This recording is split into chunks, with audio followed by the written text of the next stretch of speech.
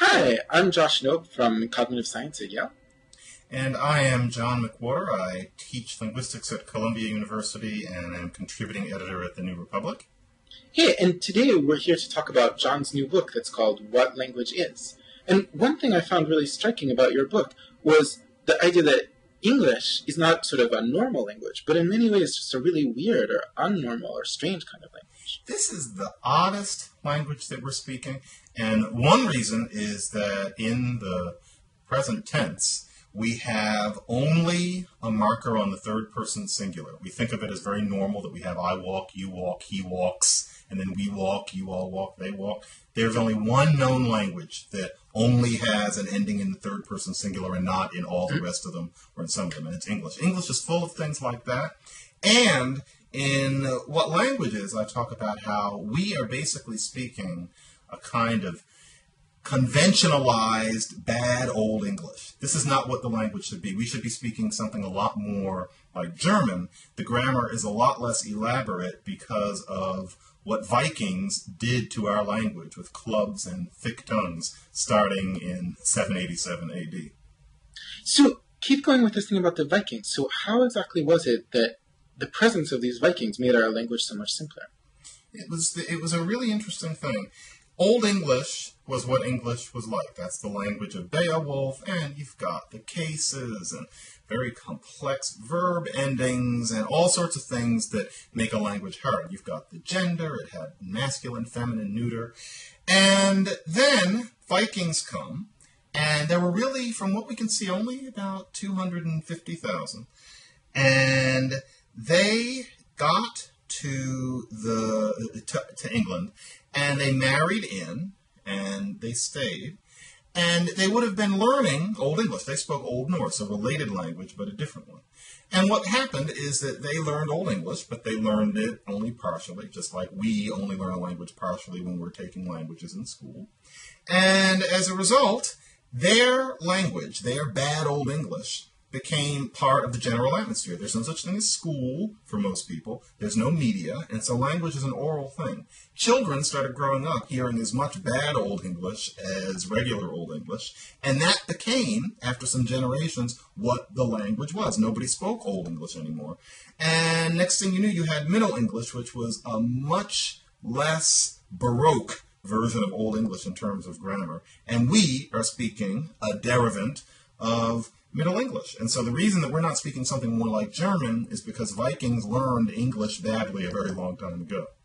So if you consider the kind of use of language that, cultural conservatives are always decrying, that kind of simplified version of English that people who come to America when they're much older learn, the English that we speak is really that kind of English. It's the sort of thing that people would have decried if they had only been around a few thousand years ago. I never thought of it that way. Yes, exactly. And so if we hear immigrants broken English, it's interesting that you and I are speaking we're using a lot of imagination here, a cultural conservative a la what we think of it being in America in 2011. If that person had existed in England in 800 AD, they would have heard a lot of the English around them as the language falling to pieces. No one wrote it down, but I'm sure it was being said. And here we are using it now. So yeah, in your book, you suggest you have this concept of what you sometimes call the big dude languages, like the languages of these huge empires, like the British Empire or the Persian Empire. And then you suggest that there's something in general about all of these languages, the languages of empires, that they're like English and that they're just really simple to learn. Yeah, if you are one of these big dude, I forgot I wrote that, big dude languages, then chances are that among the other languages in your family, so English is part of the Germanic subfamily, English, German, Dutch, Yiddish, Swedish, your language is going to be the one that's oddly less complex. Now, there's a caveat here, because all of these sorts of things happened before printing and before widespread literacy. And so an immediate question somebody would have is, why is Russian so hard if Russian has been imposed on so many people?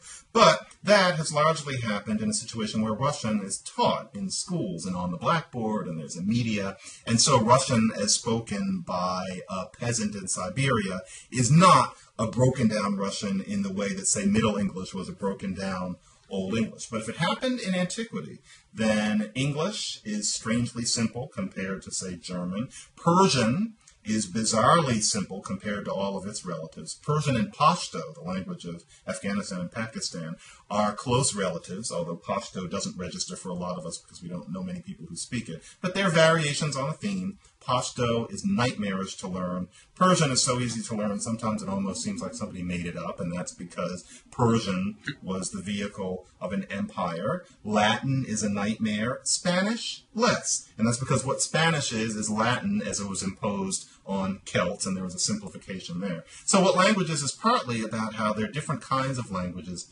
depending on what kind of social history they had. And the big dude languages are the minority.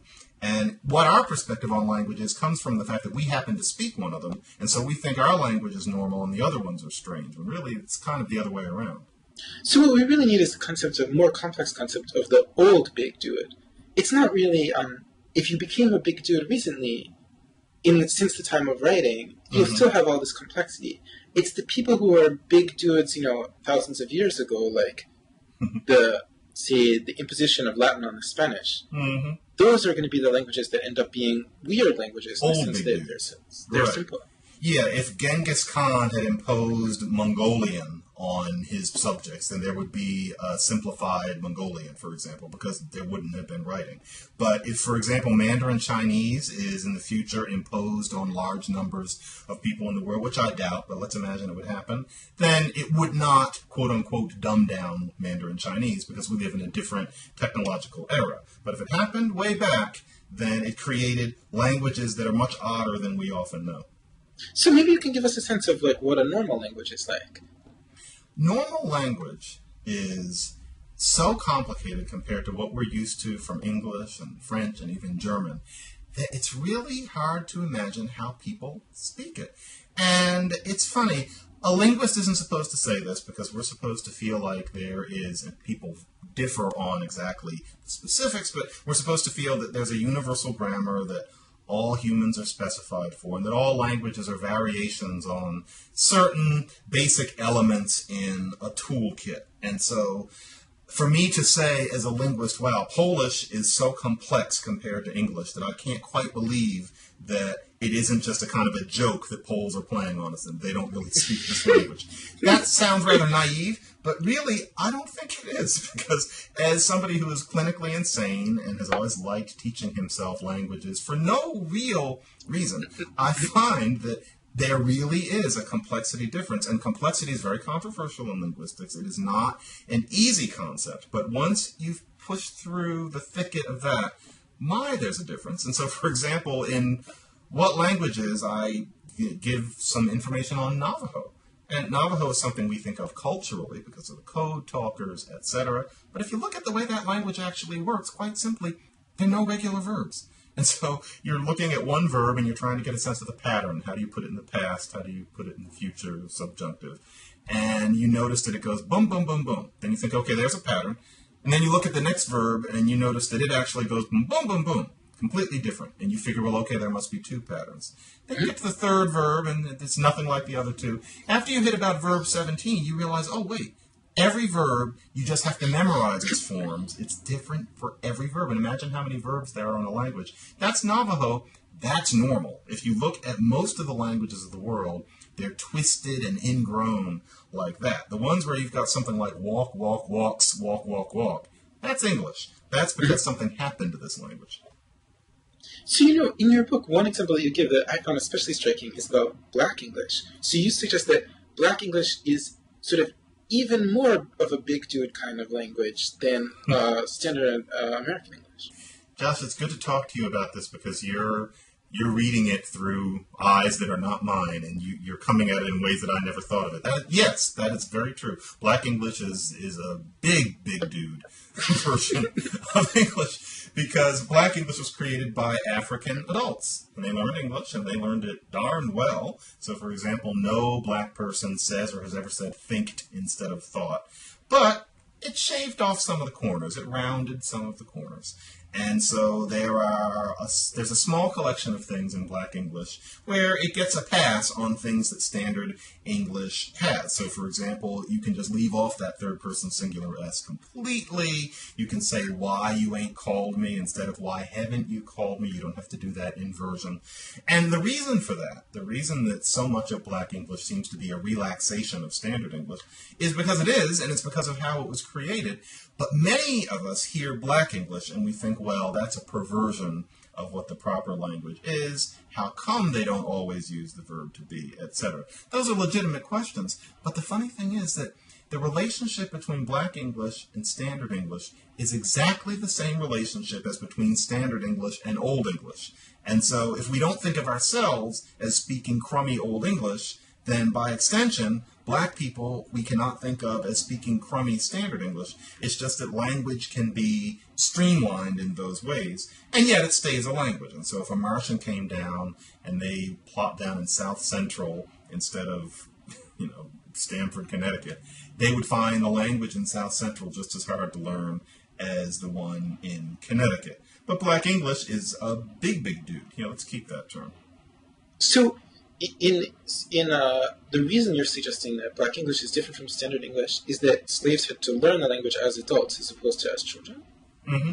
If you learn a language past the age of roughly, some people say 13, some people say 16, but the critical phase, then you're not as good at it as you are when you are an infant or a toddler or beyond, when you were genetically specified to learn or genetically capable of learning a language perfectly. And so there's a reason why, for example, in New York today, there are Slavic-speaking immigrants who came to the United States when they were 50, thick accents, never a true command of idioms. They speak English, but they would rather not. And then you have people who came over when they were 8, who by the time they're 20 speak English just like you and me. And then you'll have someone who came over when they were 16. They've got a slight accent that sounds pleasant to us. They have full idiomatic command, but if you get to know them well, every now and then you'll notice there's kind of a slip. And it's because they were just on the cusp of losing their ability to learn a language perfectly. Accent is particularly hard. And so if a language goes through a phase where it's learned more by adults than by children, and at this point we don't know exactly what the proportion has to be, but when adults are a major component in how this language is being passed on, it changes it forever. And of course, originally, it would have been that there were many, many languages in the world, probably tens of thousands, and there was rarely a reason for there to be a whole lot of adults that would have learned anybody's in-group language. But once you have these large-scale migrations, and once you have conquerings and empires, and that's, of course, only after the Neolithic Revolution, that's when you start having the weird circumstance of somebody 30 having to learn to talk again, and only being able to do it so well. Nature didn't plan that. And as a result, we have a weird linguistic spectrum today. So, in your book, you give these examples from Black English about the complexity of the grammar, but these just sort of whet my appetite, that I wanted to know, what the actual rule is. So, for example, in one case, you talk about when, instead of talking about a person, you could talk about that person's ass. Like, you could say, I'm going to send his ass to California. But it doesn't seem like you can say, for example, if he owned a lawnmower, I don't think you could say his ass's lawnmower. Or if I was going to go to California, I don't think I could say my ass is going to go to California. Right. So what is the rule? When are you allowed to do this, and when are you not allowed to do it? Well, what's interesting about that use of ass in Black English is that, in a way, it becomes a substitute pronoun. And it's the oddest thing, because how we use pronouns is very subtly conditioned. And so, for example, we're often told that you're not supposed to say Billy and me went to the store because the me is an object form in a subject position. But of course, we do say that. There's no child who doesn't grow up saying that. And it matters that, for example, you could never say I and Billy went to the store, even though I is a subject. It's actually a complex rule that determines what forms of pronouns we use in which slots. And in the same way, this ass ends up being used as a kind of substitute pronoun. And if you look at the details of how Black English's grammar has been analyzed by some people, you find that the conditioning is subtle enough that this Martian, for example, would still have problems. I think you could say, I'm going to steal his ass's lawnmower. That's possible. But, that is okay. But my ass is going to California. No, it doesn't work in a subject position like that. But you could say, I'm going to take my ass to California, in which case it's an object. So you see, we have to talk about these grammatical relations, as we actually call them, subject and object, when we're talking about something as salty as that usage of ass in Black English, which means simply it's grammar. And so we think of it as, oh, that's just slang, it's an expression. But to the extent that you have to really work to learn how to use that expression, you see that Black English has the same kind of complexity as amo, amas, amat in Latin. We're just not trained to hear it that way. You know, I find something funny, actually, about this kind of thing, that when I'm talking about linguistics, you know, with friends who aren't in academia, then when I'm talking about different languages, they completely follow along. But then if I start talking about slang or about Black English or something, suddenly they seem shocked that I'd even be discussing the idea that there are principles of it, as though it was something kind of just like that people do when they're not using a real language. Mm-hmm. It's the weirdest illusion. And, you know, it's not weird, though. It's completely natural. We are taught something called grammar on the blackboard, and we're told that there's certain things that are proper and certain things that aren't. More specifically, we're told that there's certain things that are logical in language and certain things that aren't. And writing enshrines a language. It makes the language sit and look permanent and neat and tidy. So we think that standard English, that version of English that happened to be enshrined as that some hundreds of years ago when printing and widespread literacy came in, that's the way it should be, which would seem quite absurd to somebody from the Old English-speaking time, which Chaucer would find rather peculiar. Why this thing that we're doing now, why is that where it has to stay? But nevertheless, we're all victims of that way of thinking. And so, of course, when a Black person comes along and you hear them saying something like, you know, what I'm supposed to do, she my best friend. Well, obviously that's wrong because it's not the standard. And so even if you are a highly educated person, you still have been taught that there's such thing as proper grammar. And so Black English, what kind of subject could it be? Now, many academics will be interested in it culturally. They can talk until the cows come home about identity, etc. But still, many of them think that as grammar goes, it is somehow substandard or it's lapses. A lot of people seem to think it's deliberate, that people are forging their identity by deliberately breaking rules, when really it's just a different kind of English. And if you can hear it in that way, it's really a marvelous thing just to listen to some of the things that we think of as slang. Somebody will say, "Them pants was high up, yo." And we think, oh, yo, right. Yeah, yo is some interjection, you know, kind of vernacular. It sounds like an Italian person saying, yo, look at them pants or something. The way that yo is used, and you and I, both as people who live in New York, have heard this on the train all the time. That yo that comes after is actually, it's an affective particle, you would call it.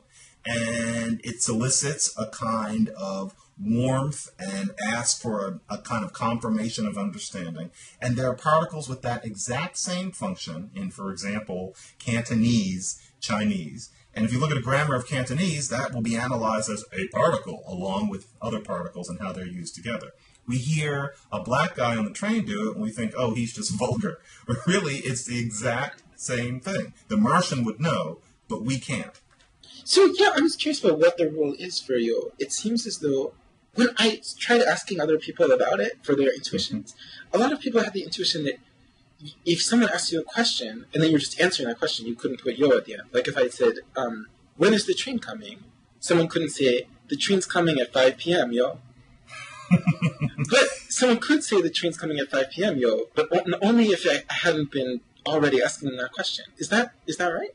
Yes. And so if we're going to talk about it in the technical sense, the train's coming at 5 p.m., yo, that implies that between you and that person, there's some kind of understanding that the train is coming at 5 and that that's remarkable in some way. Train's coming at 5, yo, as opposed to 4:30 or coming at 5 on time when usually it doesn't. There's some sort of implication that there's preset knowledge between the two people, and that's why you would say yo in that circumstance. But neutrally, no. So if you're the Martian trying to learn Black English, and you've become a Black Martian, and somebody says, "What time is the train coming?" You can't say it is coming at 5 p.m., yo, because that implies that you and the Martian know each other, which you don't. So, and of course, nobody can explain that, but that's how it's used. Grammar is subconscious, but that doesn't mean that it isn't very sophisticated.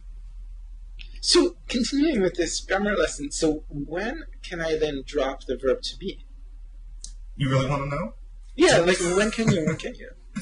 Verb to be. It's funny. There really is a conditioned grammar on this, which is that if you're going to talk about I, you, he, she, it, we, and then y'all, if we're talking about this grammar as opposed to standard English grammar, and they, then if you're talking about, for example, the equative, and so I'm your friend, she's a professor, you can drop that B, and there actually, as you probably know as a philosopher, there are many B's, but if you're talking about that B of equation, you can drop it with you, and it's particularly common with he and she, and you can do it with we, and y'all and they, much less with I. And so if the Martian were learning, then in the first person singular, to say, I, your friend, it sounds like a minstrel or something like that. If you've grown up like I have, as I think you can hear, it's not a dialect that I can speak in any real way, but I'm Black American. I grew up hearing it with relatives and friends. So I have what linguists call a strong passive knowledge of it. And, I, the one, is awful. It would be I'm, actually, as often as not. You, the one, sounds perfectly normal. He, the one, she, the one. Now, here's another one. It, the one, sounds pretty awful as well. So there's a pronominal specification on this. And many people will think this is some sort of special pleading, but no, it really is grammar. Now, no Black person walks around thinking, I can't drop the equative be after the first person singular pronoun, but they know what doesn't sound right. And anybody would know, I, your friend. That's somebody imitating Black English because it's actually specified. And notice that that's more complex in terms of be than anything going on in standard English's be, which in many ways is kind of boring. So that's another way that what we hear as gutter talk from the subway actually is grammar, just like the grammar in Mongolian or Korean. So, you mentioned earlier this alternative hypothesis, which would be the idea that people are somehow just trying to distinguish themselves and violate certain rules in order to forge some cultural identity. And I know that that's not, in general, how this language works. But is there also some of that where maybe Black kids from the suburbs who don't even know Black English just try to flout certain rules in order to distinguish themselves from the people around them? Oh, yeah. I mean, they know that the rules to flout are the ones that mean that you're speaking Black English, and so it's not just a matter of flouting any rules. But certainly there are people who don't grow up immersed in the dialect who adopt it later on. And it's funny because you know what you get then? You get, I never thought of it this way, big dude English. Because there are people who didn't grow up speaking it, who I remember seeing this in middle school. Some Black kids would start speaking Black English, although they wouldn't have put it that way, when they were around 13 or 14. And they would get pretty good at it. But I could always tell, and I didn't have the vocabulary for it at the time, but I would think, you don't really speak that dialect. You're doing it, but you don't quite have the accent, and you do grammatically some things that aren't quite right. Like, actually, I'm not going to specify who it was, and I'm going to leave out the gender. But there's a writer on race who I read at one point. I know I'm going to let the gender slip. And that writer is certainly the kind of person who in middle school probably started adopting certain Black English traits. And that writer wrote a book where they were trying to signal a kind of allegiance with Black people who had much less education. And the way that writer was doing it was by writing every now and then, I be ghetto, in this kind of winky way. That's actually not grammatical Black English. You don't say I be ghetto. That's a different be, actually. This is not equative. But you have to say I'm ghetto. It's not I be. The be is used in a different way. And So she didn't know that. But she was speaking second language Black English. Oh, I just gave away her gender. I knew I was going to do it. Okay, she was a woman. But she was doing second language Black English, and I've heard that a lot. And it's harmless. But yeah, you can start adopting these sorts of things when you're a little bit beyond your critical acquisition phase, and then you're speaking a whole different kind of Black English. So let's now turn to the complete opposite side of the spectrum of the extreme little do languages. So it seemed like one of the really striking things you were talking about was not only the irregularity of verbs, but these languages in which everything has a classifier. And in order to use any noun, you'd have to know which classifier it fits into. Scary. Yeah, it's a way that languages get complex. And one thing I wanted to show in the book is that complex does not only mean lots of endings, because that's something that we European language speakers naturally often think. But even a language that doesn't have many endings, like, say, Chinese, gets complex in other ways, such as that they have gender, too, just expressed in a different way. So in Chinese languages, Mandarin's one of them, Cantonese, they're called dialects, but they're as different as French and Spanish and Italian. In those languages, and in a great many of East and Southeast Asia, you have to use this little bit of something before a noun, often when there's a number with it, but in some of them, even when there's not a number. And so if you want to say 2 bananas, then you have to say 2 boop bananas. And the boop is this little particle that you use with long, thin things. But then if you're going to talk about 3 oranges, then you have to say 3 oranges. And the boop is something that means that something is little and round. And with a typical language like that, there'll be, say, 7 of those. And so there'll be something for flat things, something for animals, probably something for people. And then there's one that's sort of default. And then there are languages where you've got 30 of those, or 40, or there's one in New Guinea that I know of that has 100. And so that's how a language gets really complicated. And then here we are in English just saying the for everything and talking about, how complex our grammar is. No, it's the grammars of people who are in the rainforest that really can scare you with how complex they get. And that's one way that languages get complicated.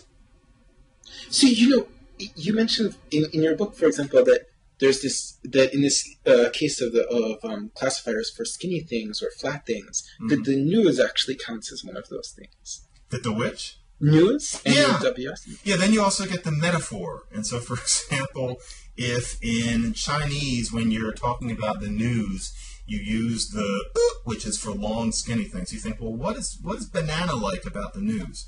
And at first you think, well, maybe because the news used to be written with a pencil or something like that. But it was because, news had to do with scrolls because of how print and books used to be arranged. And so that becomes the news because the news was on it. And now, of course, nobody running around in Beijing with their iPod is thinking about that. They just know, because you take it in when you're an infant, that the news is used with that classifier. And so language is full of these perfectly arbitrary sorts of things that you just drag along because you learn them before you could object. And that's what a language is. So does that kind of aspect of language have any impact on people's thinking? So suppose that people have 100 classifiers. Oh, no. Then do they start to in any way associate the things that are within a given classifier? There's a lot of debate over this, and I know you've actually done at least one blogging heads with a major advocate of the idea of language affecting thought. And I'm skeptical of that school. My view is that does language and grammar affect thought? Yes, but does it affect thought in ways that are as dramatic as we'd like to think, and certainly in ways that are as dramatic as, for example, Benjamin Lee Whorf was telling us back in the 30s and 40s? And I would say no. And so there has been a study that I'm aware of, actually, that shows that people who speak Chinese are somewhat more sensitive to the shape and nature of things when you give psychological tests than English speakers, and one would reasonably say that has something to do with the fact that their language their language marks these things. Or one of my favorites, actually, I think I know this from Lara Barditsky at Stanford, is one that shows that if you have a language where table, for example, is marked as feminine, gender-wise, then you're somewhat more likely to imagine that object having a higher voice if you're asked about it than somebody who speaks English, where we don't think of tables as having false eyelashes and, skirts. Okay, that's fine. But it seems to me that the effects of it are small. And so after I read a study like that, based on the nature of the results, I don't find myself thinking that a French-speaking person sees the world through different glasses than I do. French-speaking people don't think of boats as shaving and, having big muscles. And so, to an extent, yeah. But we have to be careful about that because many languages mark a whole lot more stuff than others. And so if we fall too in love with this language as thought paradigm, then what we're saying, for example, is that Old English speakers were more sensitive to the world than we are because they had gender and we don't. Or you're saying that, for example, a Greek person must be more sensitive to the world than, say, a Nigerian Yoruba speaker whose language has a lot less of that kind of bell and whistle than ancient Greek.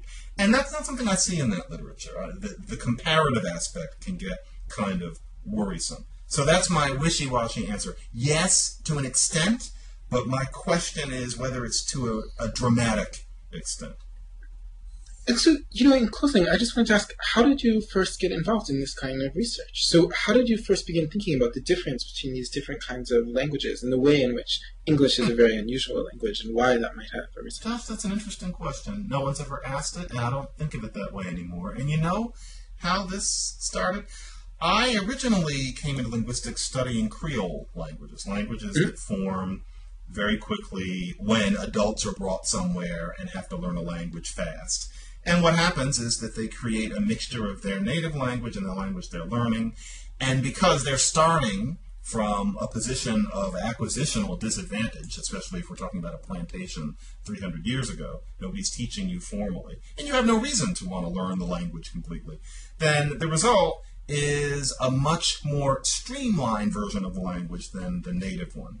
And so I made a claim, which I still defend in my current academic work, that Creole languages are grammatically less complex than languages that are older. And so, for example, I would say that Haitian Creole is not as grammatically complex in certain ways as Polish. That claim has been very controversial, although I think that I'm correct based on the arguments that I've done. But it made me think, a lot of people thought that I was somehow singling Creole languages out in terms of talking about this phenomenon. Whereas in my mind, I thought, no, languages in general seem to exist on a continuum. And so all languages are complex. So even with one of these Creole languages, when you describe it, you end up with a very thick, expensive book. But I thought some are more complex than others. There's Navajo, and then there's English. And then I thought, well, there's English, and then there's a Creole based on English, like the one Saramaccan that I study spoken in Suriname. And so that got me interested in thinking, what is the nature of this complexity and this business of adult acquisition? And I just thought to myself, well, what about English? English, and because I'm a language nerd, I've been familiar with German most of my life, I thought English clearly is lacking a great many things that German and the other Germanic languages have. And they are not lacking a whole lot of things that English has. There's clearly something weird about English. And so I thought, English is the easier one. Then I talked to some people in the Berkeley Linguistics department where I was working at the time, and it was a good department to have this conversation because there were historical linguists there and aerial specialists who knew a lot about a lot of languages. And a lot of my former colleagues there said, yeah, this language is the easy one out of this group. This language is the easy one out of this group.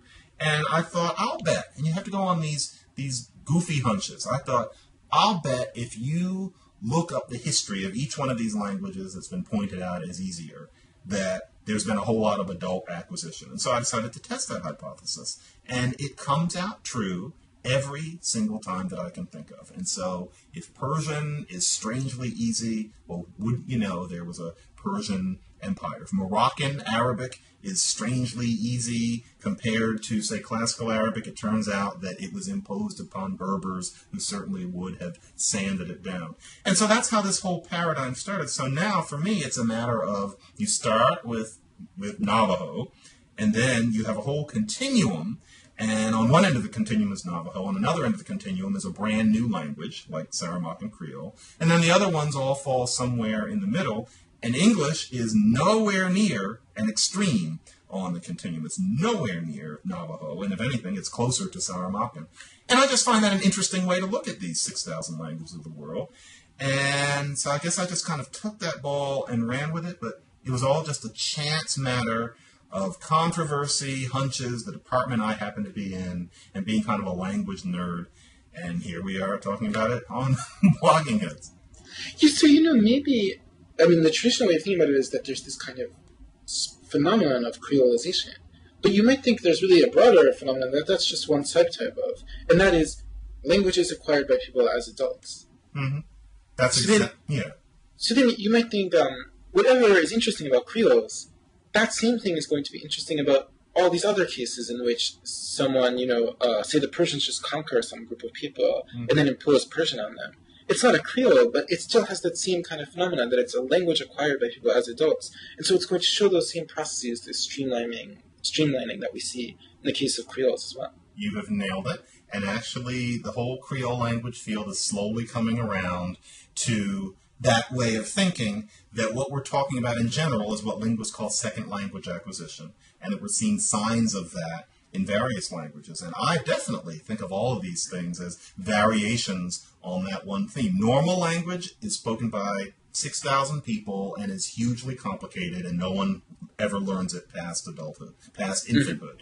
And then there are some languages which history has put in a different position, and what history does is it makes it so that adults had to learn them, and so those languages end up being different. They tend to be newer languages, such as Creoles, or the languages of empire from a long time ago.